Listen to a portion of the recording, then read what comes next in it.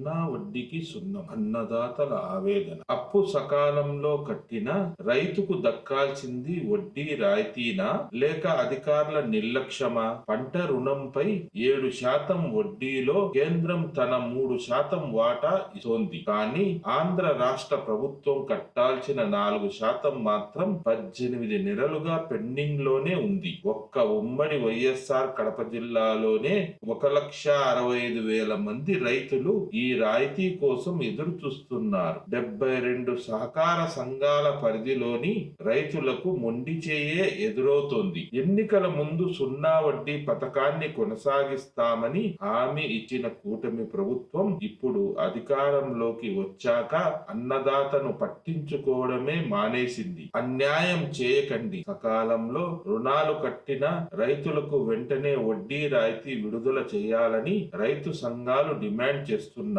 రైతు కష్టానికి విలువ లేదా? దీనిపై మీ అభిప్రాయాన్ని కామెంట్ చేయండి. అన్నదాత గొంతుకగా ఈ వీడియోను షేర్ చేయండి. ఇలాంటి మరెన్నో వీడియోల కోసం మన ఛానల్ ను సబ్స్క్రైబ్ చేసుకోండి.